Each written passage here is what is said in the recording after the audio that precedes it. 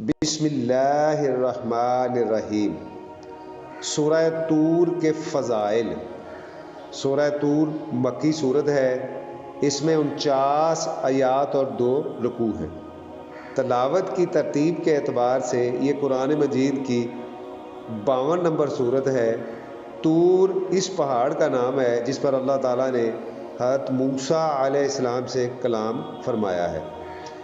اس سورت کی پہلی آیت میں اس پہاڑ کی قسم کھائی گئی ہے، اس لیے سورت کا نام سورہ طور ہے۔ طور پہاڑ مصر میں ہے۔ اس پہاڑ پر اللہ تعالیٰ نے حضرت موسیٰ علیہ السلام سے کلام فرمایا تھا اور اپنی تجلی بھی نازل فرمائی تھی، جس کی وجہ سے یہ پہاڑ جل گیا تھا۔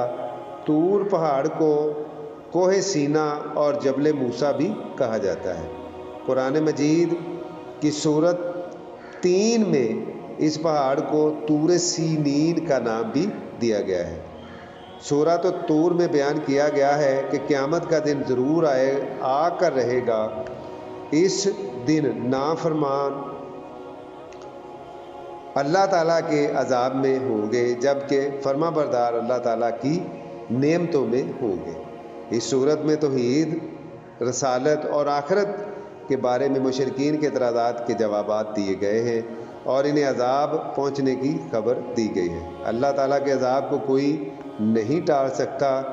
سورہ طور میں یہ بتایا گیا ہے کہ اللہ تعالیٰ مومن اولاد کو بھی نیک والدین کے ساتھ جنت کے اعلیٰ درجے میں ساتھ ملا دے گا اور ان کے مرتبے میں بھی کوئی کمی نہیں آئے گی۔ قرآن مجید نہ شاعری ہے نہ کسی انسان کا بنایا ہوا کلام ہے، بلکہ اللہ تعالیٰ کا کلام ہے۔ ہمیں صبح اٹھنے کے بعد اور رات کو بھی اللہ تعالیٰ کی حمد و تسبیح بیان کرتے رہنا چاہیے۔